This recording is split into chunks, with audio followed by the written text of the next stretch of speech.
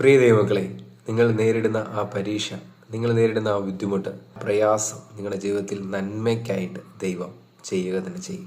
നിങ്ങളിപ്പോൾ നേരിടുന്ന ആ പരീക്ഷ, നിങ്ങളിപ്പോൾ നേരിടുന്ന ആ പ്രയാസത്തിൻ്റെ കൂടെ തന്നെ ദൈവം പോക്കുവഴിയും ഒരുക്കിയിട്ടുണ്ട്. നിങ്ങൾക്ക് നേരിടാൻ കഴിയാത്ത ഒരു വിഷയം പോലും നിങ്ങളുടെ ജീവിതത്തിൽ ദൈവം ചെയ്യത്തില്ല.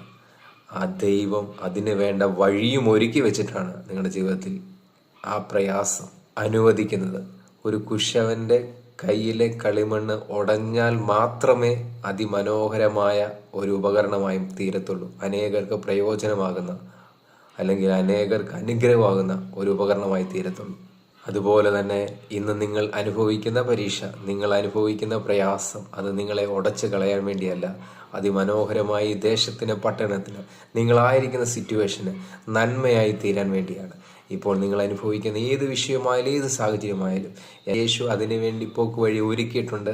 എൻ്റെ യേശു അത് ഒരു അത്ഭുതമാക്കി മാറ്റുമെന്ന് വിശ്വസിച്ചുകൊണ്ട് ഇന്ന് പ്രാർത്ഥിച്ചൊന്ന് മുന്നോട്ട് പോകാൻ റെഡിയാണെങ്കിൽ നിങ്ങളുടെ ജീവിതത്തിൽ അതിമനോഹരമായ ദിവസങ്ങൾ, അതിമനോഹരമായ അത്ഭുതങ്ങൾ നിങ്ങളുടെ ജീവിതത്തിൽ നടക്കുക തന്നെ ചെയ്യും. യേശുവിൻ്റെ കൂടെ തന്നെയുണ്ട്. ഈ ഒരു വിഷയം, ഈ ഒരു പരീക്ഷ എനിക്ക് അനുഗ്രഹമാണെന്ന് പറഞ്ഞുകൊണ്ട് ഒന്ന് സ്റ്റെപ്പ് വെക്കാൻ റെഡിയാണെങ്കിൽ ഇത് നിങ്ങളുടെ ജീവിതത്തിൽ അത്ഭുതമായി മാറും. അതാ ദൈവജനം പറയുന്നത് 1 കൊരിന്ത്യർ 10:13. മനുഷ്യർക്ക് നടപ്പില്ലാത്ത പരീക്ഷ നിങ്ങൾക്ക് നേരിട്ടിട്ടില്ല.